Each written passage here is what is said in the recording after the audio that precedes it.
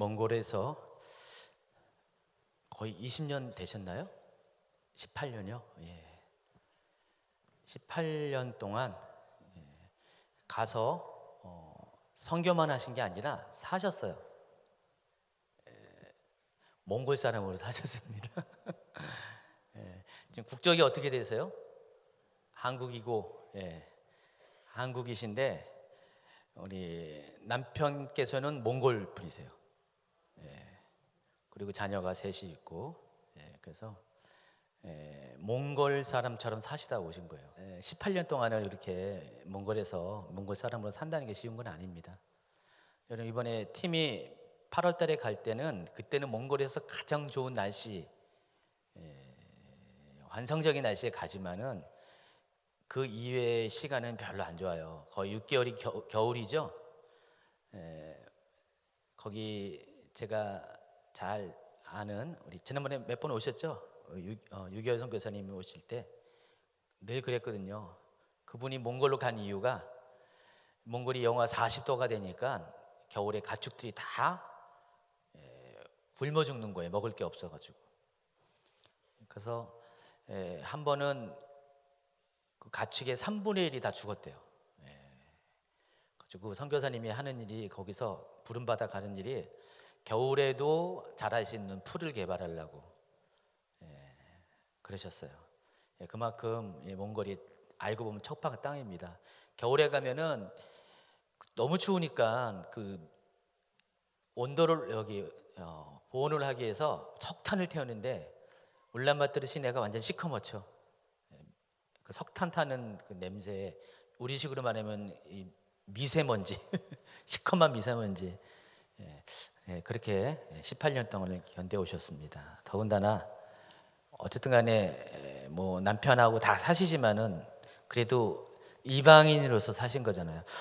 요즘 이렇게 TV 프로그램이 있는데 이방인이라고 어쩌면 거기 나올 수도 있겠네요. 쉬운 건 아닙니다. 잘 견뎌내셨고 그 가운데서도 하나님께서 이렇게 사역을 계속해서 성장하고 성숙해 하셔가지고 그만큼 많이 사역들이 열매가 많이 있었다는 것을 말하는 겁니다. 너무 얘기가 길었나요? 어쨌든 소개합니다. 나현경 선교사님입니다. 안녕하세요. 만나 뵙게 돼서 너무 반갑습니다. 잠깐 기도하고 같이 말씀 나누겠습니다. 하나님 감사합니다. 또 이렇게 귀한 날을 주시고 또 이렇게 귀한 하나님의 사람들, 하나님의 교회 가운데 또 주님의 말씀을 나눌 기회를 주셔서 감사합니다. 성령님 이 시간 저희 가운데 오셔서 말씀해 주시고 각 사람 가운데 주의 음성으로 역사해 주시기를 소망합니다. 하나님 몽골 땅을 사랑하시고 그 땅 안에서 일하셨던 그 하나님의 이름이 높아지시기를 소망합니다. 감사드리고 예수님의 이름으로 기도합니다. 아멘. 같이 사무엘상 말씀 보겠습니다. 사무엘상 말씀 3장인데요. 사무엘상 3장 11절부터 14절까지 말씀, 사무엘상 3장 10절부터 14절까지 말씀 같이 보도록 하겠습니다. 제가 읽을게요. 여호와께서 임하여 서서 전과 같이 사무엘아 사무엘아 부르시는지라 사무엘이 이르되 말씀하옵소서 주의 종이 듣겠나이다 하니 여호와께서 사무엘에게 이르시되 보라 내가 이스라엘 중에 한 일을 행하리니 그것을 듣는 자마다 두 귀가 울리리라. 내가 엘리의 집에 대하여 말한 것을 처음부터 끝까지 그날에 그에게 다 이루리라. 내가 그의 집을 영원토록 심판하겠다고 그에게 말한 것은 그가 아는 죄악 때문이니 이는 그가 자기 아들들이 저주를 자청하되 금하지 아니하였음이니라. 그러므로 내가 엘리의 집에 대하여 맹세하기를 엘리 집의 죄악은 제물로나 예물로나 영원히 속죄함을 받지 못하리라 하였노라 하셨더라. 아멘. 아멘. 말씀이 그 주님이 사무엘을 부르시는 장면인데요. 하나님께서 사무엘을 불러서서 말씀하시는 이야기죠. 우리가 다 아시는 것처럼 그 아이였던 사무엘을 하나님이 부르시죠. 아이였던 사무엘을 부르시는데 사무엘이 하나님이신지도 모르고 이렇게 일어납니다. 그래서 엘리가 부르는 줄 알고 엘리에게 달려갔더니 엘리가 내가 부르지 않았다. 그리고 그다음에 또 다시 누우라 그래서 누우는데 다시 하나님이 사무엘을 부르셨죠. 그래서 아니다 내가 부르지 아니었다. 다시 또 갔는데 이제 엘리가 생각하죠. 아 하나님이 부르셨구나. 그래서 이제 너가 하나님이 다시 부르시면 주의 종이 여기 있나이다 이렇게 얘기하라고 하신 말씀입니다. 제가 대학교 때 처음 이제 선교 단체에 들어가서 이제 있는데요. 거기서 하나님의 음성을 듣는 삶을 이제 대학교 내내 배우고 훈련했었어요. 그래서 어떻게 하나님의 음성을 듣는가, 어떻게 하나님이 우리에게 말씀하시는가 하면서 늘 이 말씀을 제일 먼저 그때 강사님들이 가르쳐 주셨거든요. 그 어린 사무엘을 하나님 부르셨던 것에 대해서. 그래서 제가 하나님이 우리를 부르시는구나, 하나님이 말씀하시는구나. 그러면서 그 하나님의 음성을 듣고 싶어서 되게 간절히 사모하고 듣고 또 배웠던 시간들이 있었습니다. 그러던 중에 대학교 4학년 마치고 이제 하나님 어떻게 살아가면 좋을까요? 이렇게 기도하다가 제가 천안에 대학사역 예수전도 대학사역 간사로 이렇게 사역하게 됐거든요. 그래서 거기서 그해 겨울에 중국으로 선교를 가겠다고 대학생들 한 300명 정도를 동원했어요. 그래서 대학생 300명 정도를 동원해서 가는데 그때가 이제 99년도였습니다. 그래서 대학생들 300명 정도가 로드스루 차이나 중국을 통한 선교를 해야 된다고 그래가지고 우리 단체에서 맡고 있는 캠퍼스마다 가서 중국에 어디를 갈지 기도하고 결정하고 오라고. 그래서 제가 그때 아산에는 순천향 대학교를 담당하고 있었거든요. 그래서 우리 학생들이 다 1학년이었어요. 그래가지고 또 우리 같이 하나님이 무슨 말씀을 하신지 들어보자. 뭐 들리지도 않고 또 어떻게 하나님이 어떤 마음을 주시는지 생각해보자. 뭐 생각도 안 나고. 근데 그날따라 우리가 같이 기도하는데 우리 모두에게 동일한 마음을 주셨는데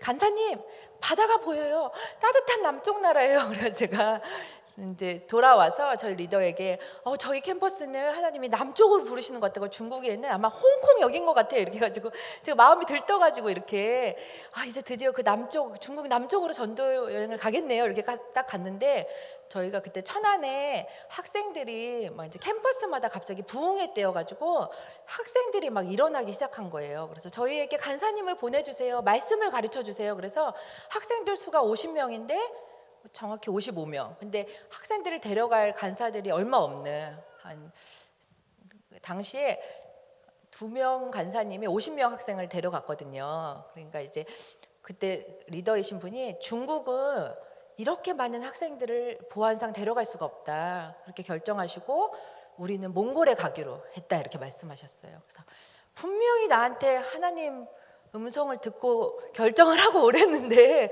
왜 갑자기 리더가 몽골을 가라는 건지 이해가 안 가고 화가 났죠. 몽골에 대해서 들은 적이 없었습니다. 그리고 이제 저희가 10에 40 이제 참 기도를 늘 했는데 몽골이 그 위에 있어요. 그러니까 제가 기도한 적도 한 번도 없고 기억나는 거라고는 초등학교 4학년 때가 무슨 선생님이 얘기를 하셨냐면 징기스칸의 나라 정말 위대한 나라였는데 이제 거의 인구가 없어서 멸망한다 이렇게 왜 선생님이 그 얘기를 하셨는지 모르겠는데 그때 당시 공산주의였고 굉장히 나라가 어려운 상황에 있다라는 얘기만 어렴풋이 기억하고 기도도 한 번도 한 적 없는 나라 그리고 그냥 몽골 징기스칸 엄청 추운 나라 이거밖에는 잘 모르는 때였는데요. 그때 이제 우리 모두가 몽골에 가기로 하게 됐다고 그래서 학생들 50명 그리고 그때 훈련 학생들까지 합해서 55명 정도를 데리고 이제 가야 되는데 그때가 1999년 저희가 12월 31일 날 처음 갔거든요.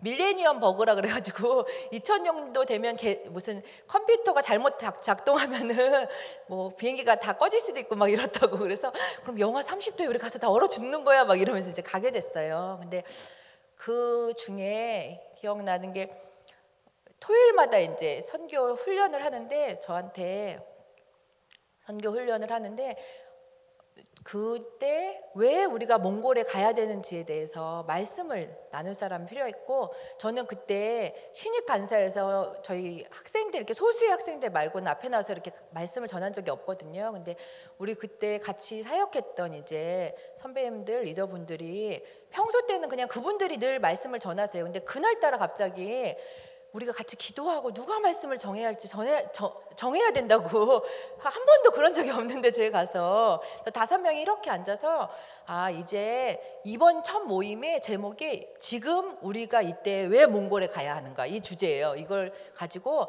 한 사람이 말씀을 나누면 좋겠다, 이렇게 기도하는데, 다 모두가 이상하게 형경 너가 이 말씀을 전해야 될 거라는 부담을 주셔 그러셨고, 저도 기도하는데 그런 부담이 들었어요. 근데 제가 왜 가야 되는지 제가 알았나요? 그 리더가 가라 그래서 가니까. 제가 그것에 대한 굉장히 화나는 마음이 있었거든요. 기도하여서 오라 그래 놓고는 갑자기 자기들이 애들 다 못 데려간다고, 학생들 못 데려간다고 몽골로 가자 그래 놓고는 나한테 왜 그 말씀을 전하라는 거야, 이렇게.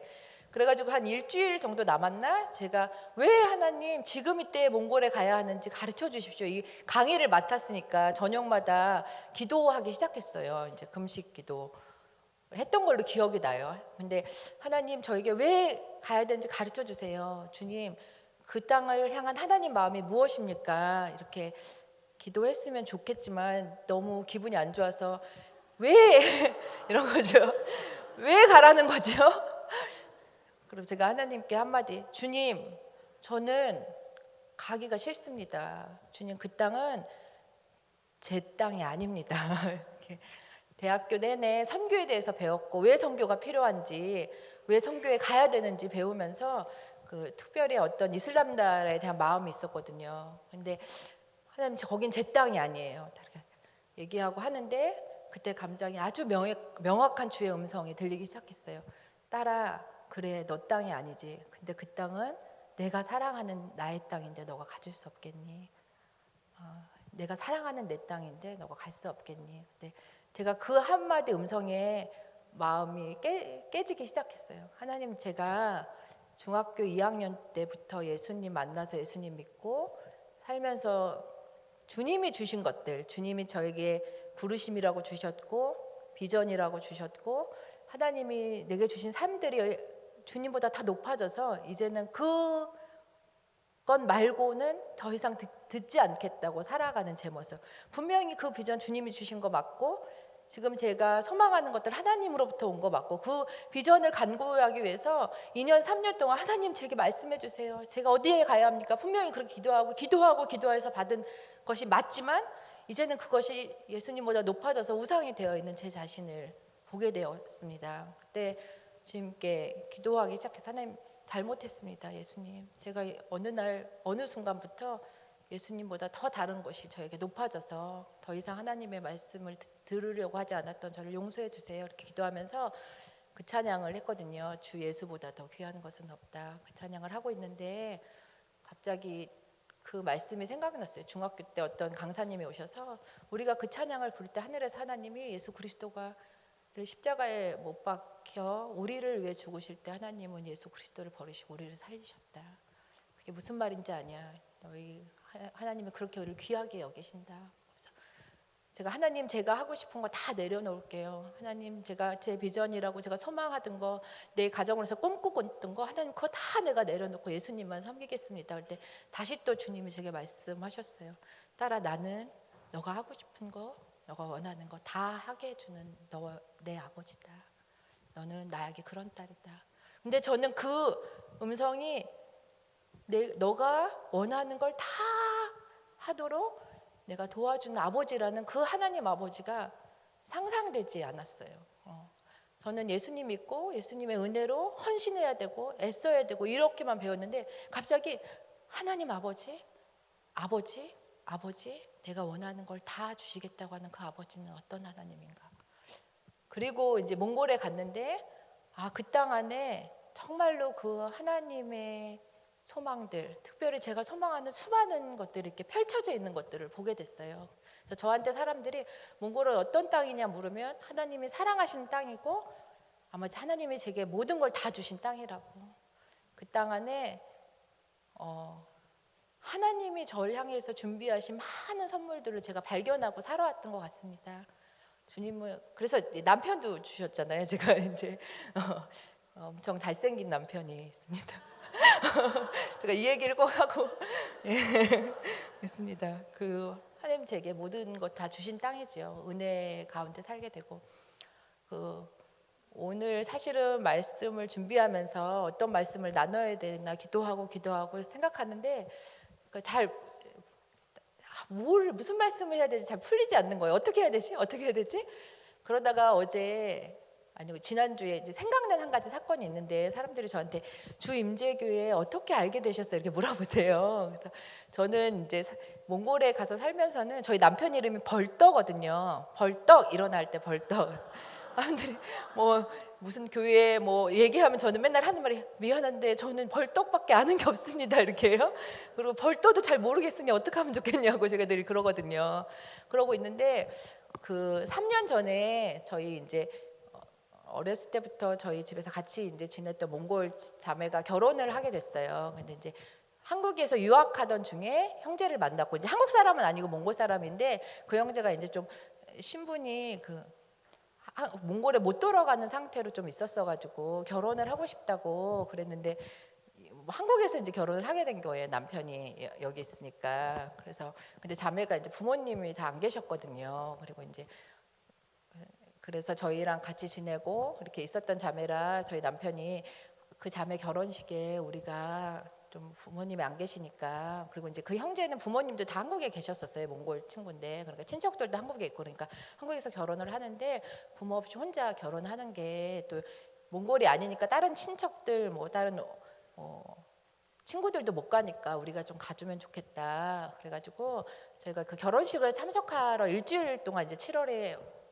한국에 온 적이 있거든요. 근데 그해 1월에 제가 갖고 있던 노트북이 고장이 났어요. 그래서 이게 안 켜져가지고 제가 전도 여행 왔던 어떤 후배한테 이걸 가서 꼭 서비스 센터에 맡겨주고 서비스 센터에서 뭐라 그런지 나한테 얘기해주면 좋겠다 그랬는데 그 1월에 맡겨서 알겠습니다. 그러고 갔는데 5월, 6월이 돼도 소식이 없는 거예요. 그래서 아 이거 어떻게 하면 좋냐.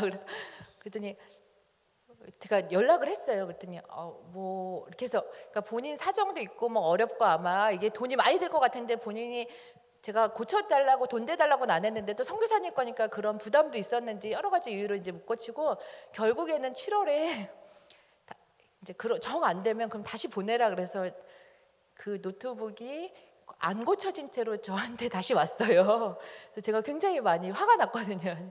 서비스 센터 맡겨달라 그랬더니 그거를 7월 6개월 내내 가지고 있다가 결국에는 그대로 저한테 이제 보내줬는데 이제 제가 다른 친구가 온다고 하니까 다른 팀이 그럼 그 팀한테 그냥 보내라. 내가 어차피 7월에 나가니까 내가 다시 들고 가겠다 그래가지고 왔어요. 그래서 다시 들고 이제 노트북을 들고 왔는데요. 그러니까 제가 굉장히 좀 마음이 어려운 상황으로 7개월 동안이나 노트북을 못 썼는데 또 그대로 고장난 채로 있어서 그때 이제 제가 고등학교 때 저희 이제 국어 선생님 사모님이 이제 홍인자 전도사님이시거든요. 근데 저희 남편이 절대로 다른 사람 집에서 자는 거를 좀 어려워하고 그런데 일주일 동안 그 친구 결혼식인데 가야 되는데 어디서 지내면 좋겠냐고 그랬더니 갑자기 저희 남편이 그 선생님이 생각난다는 거예요. 선생님 댁에서 있으면 안 되냐고.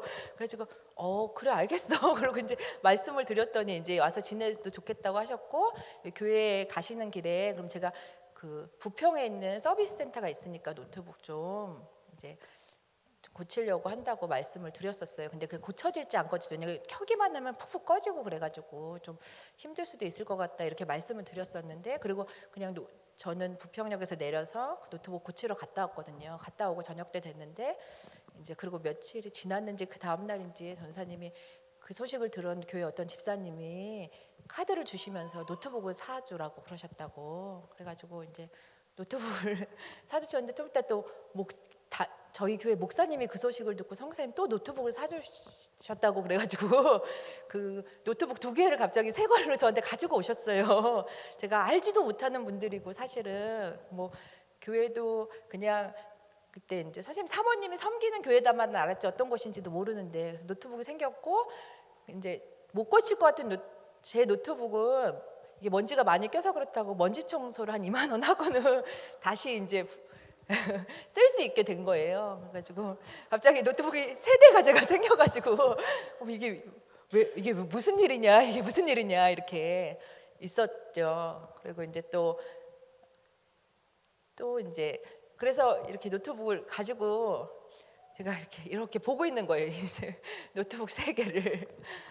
그리고 또 이제 따님이 쓰시던 거라고 또 하나를 주셔가지고 노트북 네 개를 가지고 제가 결국에는 몽골로 돌아갔단 말이에요. 여보 이게 무슨 일이래? 그러면 제가 어머 이게 무슨 웬일이냐 노트북 네 개를 가지고 그랬더니 그때 저희 3년 전에 무슨 일이 있었냐면 이제 저와 함께하던 몽골 사역자들 두 자매가 선교사로 가려고 준비하고 있었어요. 근데 이제 한 자매님은 신장 위구르 쪽으로 가기로 하고 한 자매님은 러시아 이르쿠츠크로 선교사로 가고 있었거든요.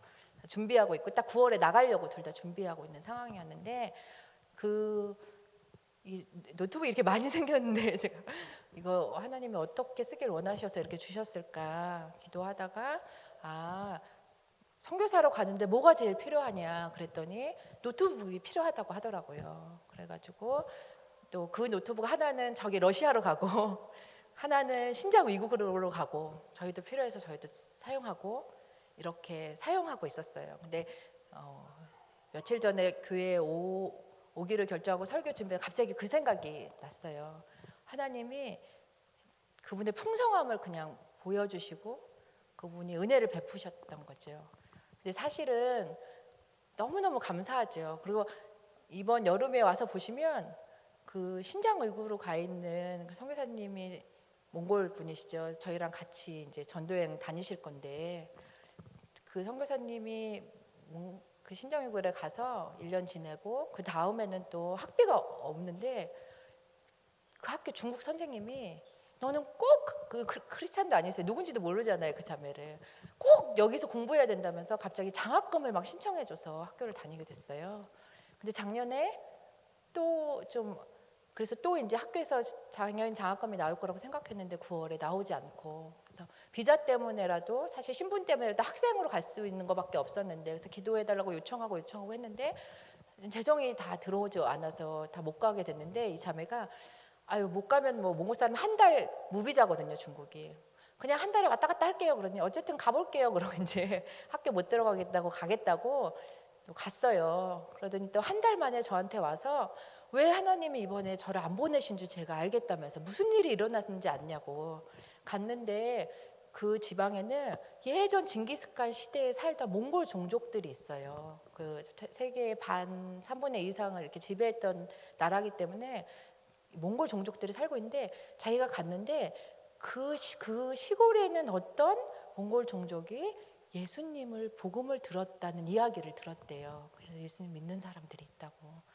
그래서 본인이 수소문해서 그길 찾아간 거예요. 이게 그 땅이 굉장히 지금 민감해서 있는 선교사님들이 다 추방되고 있는 상황이고 어려운 상황이거든요. 그래 특히 이제 외국인 신분, 특히 이제 한국 사람 같으면 대부분 선교사라는 의심을 많이 받으니까 절대로 그런 지방에 못 가는데 이게 얼굴도 비슷하고 본인 말도 몽골 사람을 누가 뭐 이렇게 의심하겠냐고 그래가지고 그냥 현지인 몇 명이랑 같이 이렇게 타고 간 거예요 지방에. 그랬더니 한국인 선교사님이 복음을 전해 주셨대요. 근데 그 자매님들이 그때 중국말도 잘 모르시고 말도 잘 모르는 분이 어쨌든 예수님을 전하고 가셨는데 그리고 가끔씩 오셨는데 본인들이 그때마다 얼마나 웃겨요. 이렇게 말도 잘 못하는 분이 와서 그러고 가셨는데 나중에 그분이 이제 못 오시게 됐는데 그분이 너무 그립기도 하고 또 들은 거라고는 예수님밖에 없는데 갑자기 성경도 잘 모르고 사실은 그 나라 그 종족의 언어로 성경도 번역되어 있지 않거든요. 근데 이상하다. 왜냐하면 그 사람들이 예수님밖에 못 들었는데 갑자기 근데 우리 제사는 드리면 안 되는 거 아닌가? 저런 데는 가면 안 되는 거 갑자기 그런 마음을 주신다는 거예요. 그래서 그 자매한테 우리가 늘 어떤 성황당 같은 데가 있거든요. 몽골 사람들이 그냥 무의식적으로 가서 피는 우리가 예수님을 듣고 예수님 믿기로 해서 보니까 거기는 가고 싶지 않은데 거기 안 가는 게 맞는 거죠. 물어보고 그러니까 그 자매가 있는 며칠 동안 밤에 늦게까지 우리에게 말씀을 가르쳐 달라고 그리고 당신이 그 한국 사람을 만나면 꼭 우리가 너무 고마워한다고 전해달라고. 그 당신이 그렇게 전해줬던 복음이 우리에게 너무 고맙다고. 그래서 이 몽골 선교사가 가서 뭘 들고 왔냐면, 왜 하나님이 날 안 보내주신지 알겠어요. 이 종족의 언어로 성경을 번역해야겠습니다.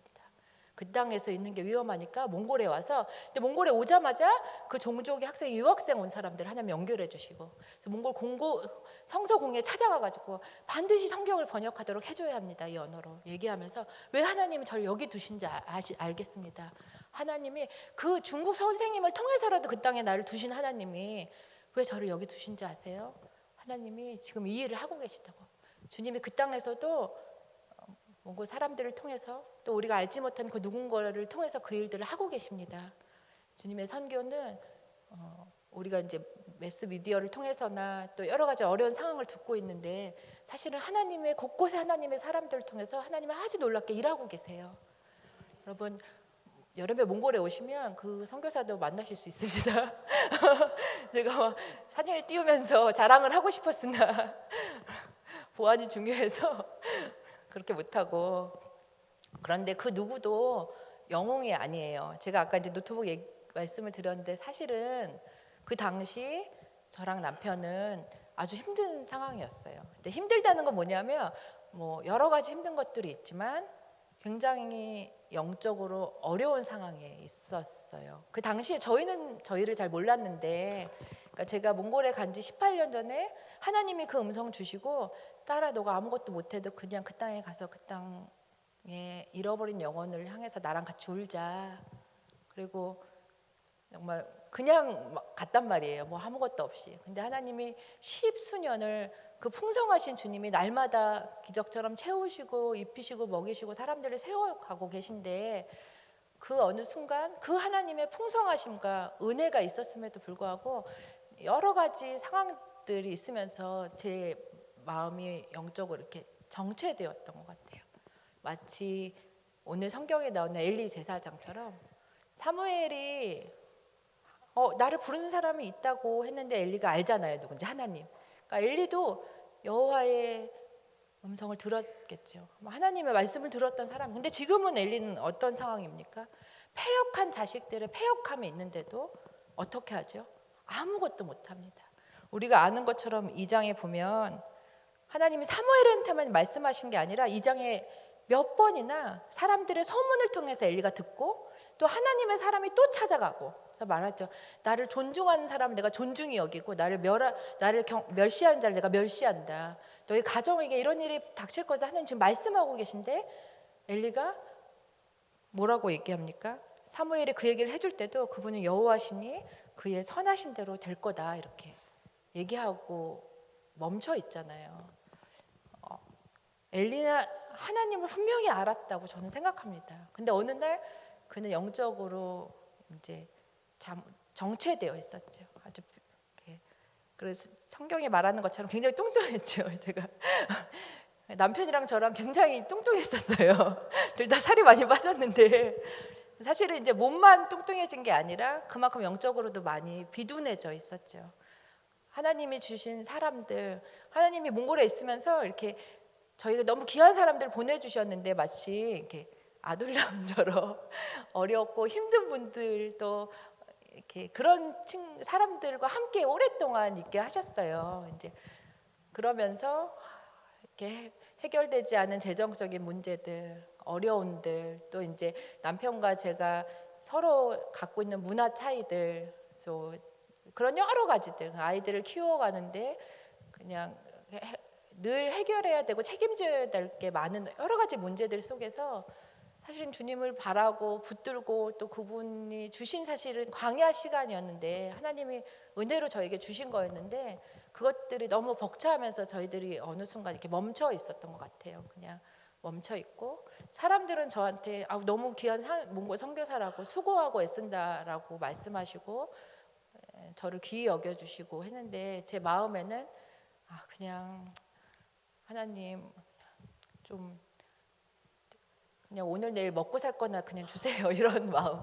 하나님, 이제 주변에 있는 사람들을 더 이상 나는 뭐 책임질 수가 없습니다. 뭐 이런 굉장히 힘든 마음들. 근데 그 마음들이 그냥 사람들을 향해서만 아니라 마치 하나님께 대해서도 더 이상 받고 싶지 않고 그러면서 있는 상태로 이렇게 있었을 때였어요. 근데 그분이 그분의 오래 참으심과 인자하심과 용납하심으로 저희들을 강권하시고 붙드셔서 그 하나님의 은혜로 회복하기 시작하셨죠.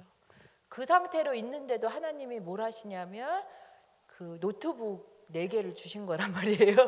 하나님의 일들을 위해서. 눈에 보이는 주님이 그분의 풍성함을 저에게 계속 보이시면서 그분의 용납하심, 그분의 은혜를 계속 하시면서도 뭘 하시냐면 말씀하시는 거죠. 내 딸아 일어나야 된다고. 내 아들아 너희가 일어나야 된다고. 지금 하나님이 이 어린 사무엘이 처음 하나님 음성을 듣는 거예요. 하나님이 처음 사무엘을 만났는데 사무엘이 들은 말이 뭐냐면 아들아 내가 널 너무 사랑한다 이 말도 아니고 아들아 너가 너무 귀하다 너희 엄마 한나가 그렇게 기도해서 내가 준 아들이지 이런 말씀도 아니고 그 어린애도 알지도 못하는 무슨 자기에게 어떤 사람입니까 엘리가 권위자잖아요. 그런 사람들의 지금 패망을 주님이 이 아이에게 보이고 계신 거예요. 얼마나 끔찍한 일을 보이시는 거냐고요. 이게 뭐지? 이게 뭐지? 하나님이신데 그런 일들을 그러면서 하나님 뭐 하시고 계세요? 엘리에게 말씀하고 계십니다. 하나님이 이 시대에 하나님의 교회를 귀히 여기셔서 계속 말씀하고 계시다고 저는 믿습니다. 일어나라고 깨워야 한다고. 왜 그럴까요? 패역한 아들들을 향해서 하나님 말씀하시는 거죠. 이 패역한 아들 이대로 머물러서는 안 된다고. 하나님이 죽이시겠다 말씀하셨는데 제가 이렇게 묵상하면서 알게 된 건 하나님이 진짜 죽이시려고 하면은 그냥 무슨 말씀을 계속 하시냐고 그냥 죽여버리면 되지 않습니까? 죽이겠다 말씀하시면서 그냥 자꾸 사람을 보내세요. 자꾸 그 아이를 깨워가지고 얘기하라 그러고 그 하나님의 마음이 느껴지세요? 죽이고 싶지 않으신 거예요. 그들이 패역했으나 나는 끝까지 그들이 돌아오길 기다리고 계신 아버지의 마음. 이 세대에 대해서 사람들이 얘기합니다. 제가 한국에서 지내면서 또 이제 우리 친구들이 어린 친구들이 예수님 믿는 친구예요. 어렸을 때부터 예수님 믿어요. 그렇게 모였는데 아이들이 다 모여서 하는 게 핸드폰이잖아요. 왜 하는지도 모르고 이렇게 다 앉아가지고 3, 4, 5 모여서 막 이렇게 핸드폰을 하고 있는 거예요. 전철에 타고 앉아있으면 모든 사람들이 다 거기 이렇게 앉아가지고 계신데 이게 무슨 일인가? 전 세계에서 많은 소식들이 들리죠. 우리가 얘기하지 않아도 지금 이 세대에 어떤 세대인지 우리는 너무 알고 있습니다. 너무나 패역한 세대, 이제 너무나 완악한 세대에 살고 있죠. 마치 마가복음에 그 귀신 들린 아이 제자들이 도저히 감당할 수 없었던 그 끔찍한 아이처럼 제자들이 분명히 이전에는 귀신들을 고쳤으나 더 이상 고쳐지지 않는, 그래서 벌벌 어찌할지를 몰라 하고 있는 그 막 오습처럼 오늘날의 많은 사람들이 패역한 세대에 대해서 그렇게 얘기하고 있는데 하나님이 그래서 많은 사람들이 요즘 세상은 어쩔 수가 없어요. 요즘 젊은 애들이요 소망이 없어요 라고 얘기하거나 아니면 이 세대는 그렇습니다 라고 얘기할 때 하나님이 오늘의 교회들에게 우리에게 주시는 마음이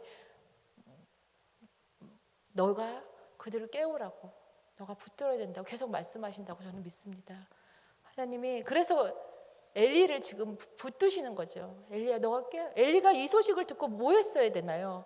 기도했어야지. 하나님 살려달라고 해야 되지 않았겠습니까? 아들들 잡아다가 너희가 어떻게 그럴 수 있냐고, 이게 이러면 안 된다고 멈추도록 무슨 짓이라도 했어야죠. 지금 당장 우리 아이들이 와 있는데 우리 아이들이 하나님이 쟤네들이 죄져가지고 이제 곧 죽겠다 생각하는데 지금 제가 하나님의 말씀이니까 어쩔 수 없어 이런 상태라고 해보십시오. 얼마나 끔찍한 거예요. 당장 너 자식이 죽을 거라고 얘기하는데 너희 가정이 다 망할 거라고 얘기하는데 알아요. 그 여호와의 신지도 알고 여호와가 말씀하시면 이루시는 분인 줄도 아는데 엘리가 몰랐던 게 뭡니까? 그들이 돌아오도록 그렇게 기다리던 하나님 아버지의 사랑, 하나님 아버지의 그 끔찍한 오래 참음, 그 하나님의 용납하심, 하나님이 끝까지 말씀하시고 계신 그 하나님의 마음을 모르는 거죠. 하나님을 알아요. 하나님이 어떤 분이신지 능력도 알고, 근데 그 한 사람 한 사람을 통해서 애통하고 계신 하나님의 마음이요, 절대로 멈출 수 있는 아버지의 마음, 멈출 수 없는 아버지의 마음, 끝까지 돌아오도록 그 한 사람을 향해서 붙들고 계신 하나님 아버지, 그 하나님의 아버지의 마음 엘리가 알았더라면 본인을 향한, 자녀들을 향한 마음. 그러면 붙들었어야죠. 하나님 살려달라고. 하나님 살리실 수 있는 분이시죠. 우리 하나님 살리실 수 있는 분 맞습니까? 우리 하나님 살리실 수 있는 분입니다. 엘리야 때에, 엘리사의 때에 죽었던 자들을 살리셨고 하나님 여전히 그들을 살리시는 분이세요. 그 완악한 가운데서도 돌이키실 수 있도록 능력을 베푸시는 이가 여호와이신 줄 믿습니다. 하나님 그러신 분이세요. 하나님 그렇게 역사하고 계신 분입니다. 여전히 제가 함께하고 있는 많은 사람들의 이야기를 하며 그들은 이제 하나님의 용사가 되었고, 어떤 이에게는 하나님이 몽골의 청년들 향해서 저는 제 삶을 다 드리겠습니다. 그리고 어떤 사람은 저는 러시아 선교사로 가겠습니다. 어떤 사람들은 이 마을의 지역에 너무 가난한 사람들이 많아요. 그들을 위해서 일하겠습니다. 근데 그들이 불과 10몇 년 전만 해도 아주 연약한 사람들이었습니다. 어떤 사람들은 저 예수님 믿고 예수님께 헌신할게요 라고 했지만 그냥 돈이 없자 헌금통에 이렇게 손을 넣어가지고 돈을 훔치기도 하고, 아니면 어떤 이성적인 문제가 있기도 하고 연약하고 연약했던 사람들. 근데 하나님이 그분의 용납을 베푸시고 길이 참으시고 가르치고 가르치시면서 용사로 세워가기 시작하셨어요. 그리고 하나님이 그분의 나라를 위해서 쓰고 계십니다. 제가 함께 있는 몽골 사역자들 참 귀하신 분들인데 늘 제 마음에 이분들을 얘기하는 게 혹시 이분들을 영웅처럼 만들까 늘 조심되는 마음이 있어요. 우리 중에 그 어떤 누구도 영웅이 없어요. 그냥 연약한 사람들이었고 약한 자들인데 주님이 쓰기 시작하셔 그냥 세우신 사람들입니다. 아까 우리 신정이구르 선교사님도 너무 귀한 자매님이죠. 여전히 하나님이 쓰고 계셔요. 그렇지만 여전히 그 연약함 가운데 날마다 싸우고 있어요. 하나님은 그렇게 그 연약한 사람들을 통해서 역사하고 계시다고 저는 믿습니다. 저를 통해서 그렇게 하셨던 것처럼. 그래서 하나님이 그 지난 3년 동안 저와 남편의 삶한테 굉장히 많은 일들을 하셨어요. 그 가정을 회복하게 하시고 저의 삶의 많은 부분들을 만지시고, 그러면서 또 한 가지는 사실은 그 지난 10년 몇 년 동안 그냥 20대 초반, 10대 후반에 사람들이 이렇게 와서 하나님이 저를 부르셨습니다. 그래서 하나님 저를 이렇게 쓰신다고 하셨어요. 하나님 저를 이렇게 말씀하신다고 하셨어요. 그래서 함께 있었던 공동체 안에 하나님이 기름 붓기 시작하고 그들을 정말 하나님의 사람들로 세우기 시작하는 놀라운 일들을 보고 있습니다. 얼마나 감사한지 모르겠어요.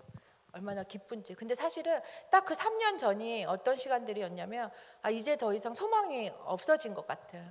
그냥 힘들기만 하고 아무 일도 없을 것 같아요.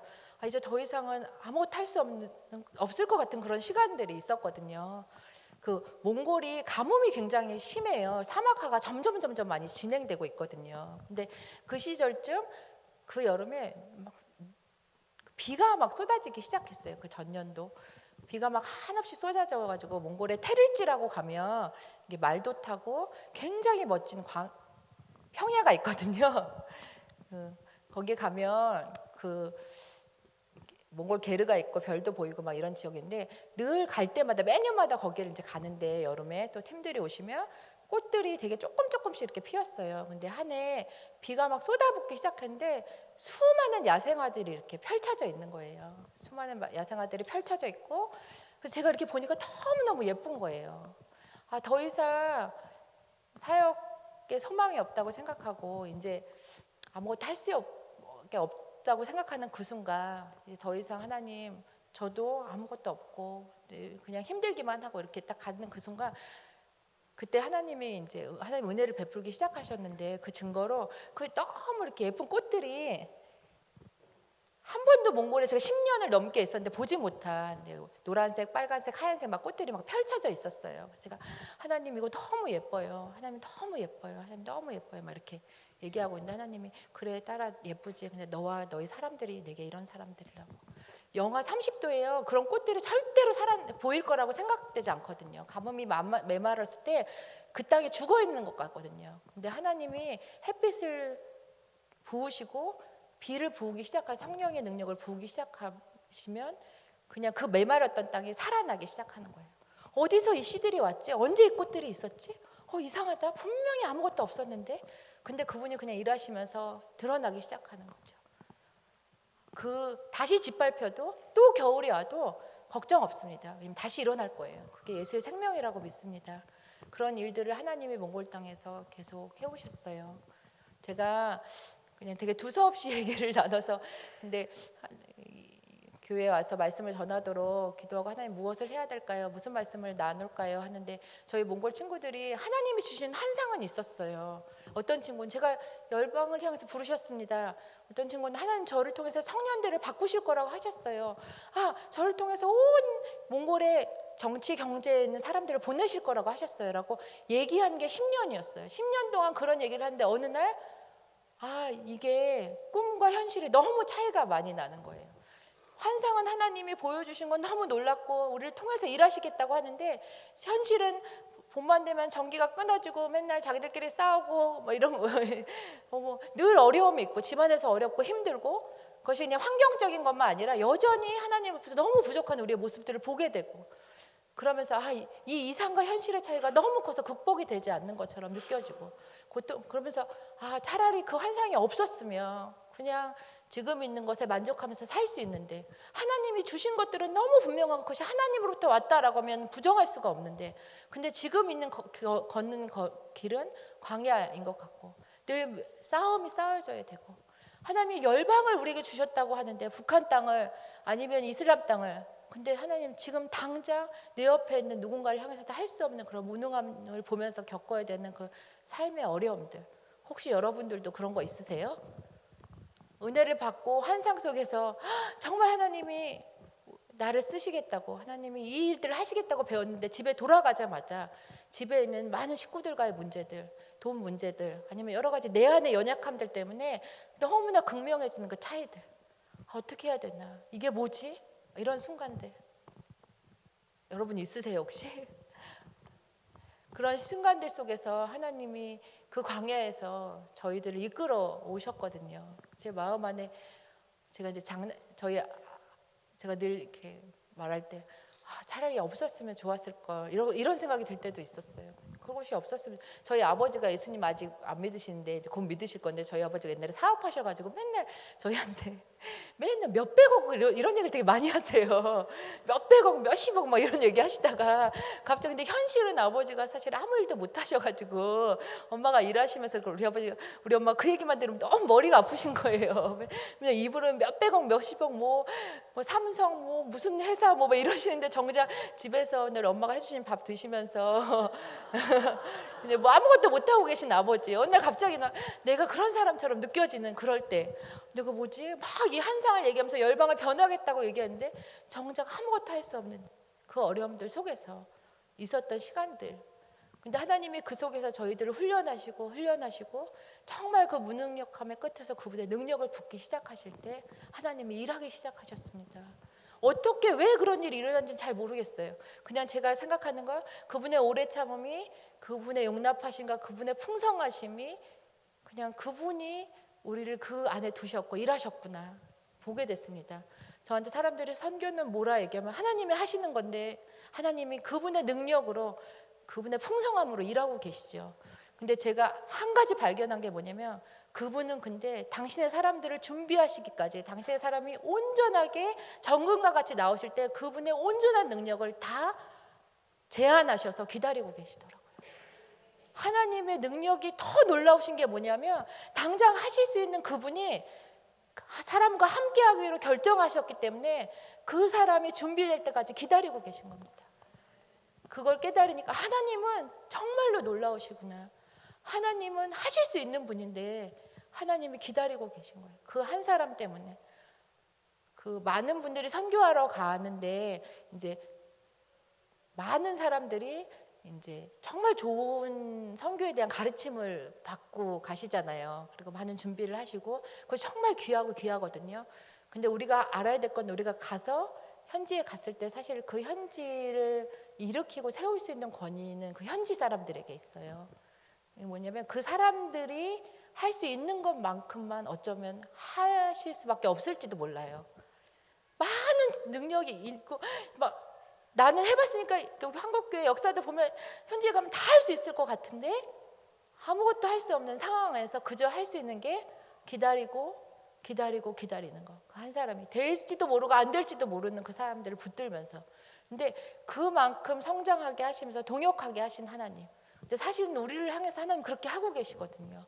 그분의 한없는 지혜와 능력을 베푸실 수 있음에도 불구하고 하나님 우리를 순전한 하나님의 사람으로 나올 때까지 준비하고 기다리고 계신 거예요. 여러분 그런 가정 안에 저와 여러분이 있다고 믿습니다. 기도하면서 이 말씀을 계속 준비하는데 어제부터 하나님이 저한테 한마디 말씀을 주셨어요. 그건 뭐냐면 위로하라고. 하나님이 그냥 감히 이 교회를 너무 귀히 여기신다고. 그리고 하나님이 그래서 너무너무 귀하게 여기신다고. 여기 계신 목사님, 사모님, 사모님 아니고 목사님이시죠. 네, 목사님, 전도사님. 제가 이제 사모님이란 건데 이제 우리 수석 전도사님 예전부터 사모님이라고 불러가지고 예, 전도사님들, 사역자분들, 그 여기 계신 한 분 한 분을 내가 이때 하나님 너무 귀히 여기신다는 마음을 저한테 막 부어주셨어요. 내가 너무 귀히 여기시는 사람들이라고. 연약할지라도 힘든 부분이 있을지라도 하나님 붙들고 싶어 하신다고. 하나님 이 교회를 그렇게 사랑하신다고.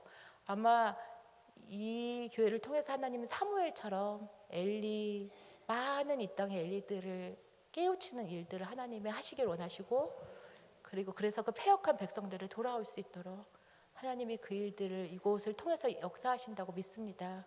그래서 힘든 부분들이 있으실 것 같아요. 잘은 모르지만 여러 가지 싸움들도 있으시고, 근데 주님이 붙들고 계시고 정말로 너무너무 하나님이 귀한 분들이라고 저한테, 얼마나 귀한 분들인지, 얼마나 귀한 한 사람을 하나님이 얼마나 귀히 여기시는지 하나님 계속 위로하라고 내 백성을 위로하라고 하나님이 교회를 여기 세우시고 일하시고 계신데 하나님 더 놀라운 일 하실 거라고 저는 믿습니다.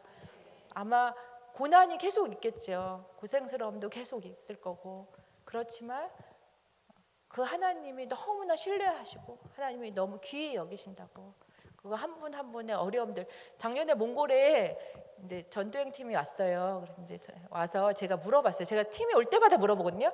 몽골에 와서 기대하는 게 뭐예요? 이렇게 물어봐요. 그럼 사람들이 말 타는 거예요. 저는 이제 젊은 친구들은 말 타는 거예요. 이렇게 얘기하고, 별 보는 거. 저는 제일 원하는 게 별 보는 거 이렇게 얘기하거든요. 정말로 왔던 모든 친구들에게 너는 기대하는 게 뭐니? 근데 저한테 그랬어요. 저요 한 영혼이라도 붙들고 예수님 전하고 싶어요. 이렇게. 정말 죄송한데 10몇 년 동안 처음 들었어요. 정말로 진심으로 저 그 한 영혼을 위해서 제가 예수님 복음 전하고 싶어요. 이렇게. 정말 부끄럽죠. 제가 그 아이들이 몽골말을 모르는데 몽골말을 주저리 읽어가지고 발음도 사실 막 또 안 좋잖아요. 그걸 막 들이대고 얘기하고 막 이렇게 말씀 전하고, 또 어려우시고 힘든 가운데 얼마나 재정 싸움이며 시간이며 막 들으셔서, 또 그 안에 또 여전히 힘든 부분도 있고 영적 전쟁도 있고, 김소율 전사님 오자마자 이렇게 침대에서 떨어진 애 때문에 눈이 막 이렇게 부어가지고 다시 쉬고 계시는데, 그 어린아이들이 제게 얘기해 줬어요. 저희는 근데 그 아이들이 말이 그냥 한 게 아니라요. 진짜로 몽골 사람 만나서 그들에게 복음을 전하고 싶어요라고. 그 영혼을 구하고 싶어요. 저희 같이 있던 사람들이 부끄럽다고 얘기했어요. 저희 사역자들이 함께 있는 사람들이 한국에서 이 아이들이 몽골 말을 근데 그 중에 제일 부끄러웠던 게 저였어요.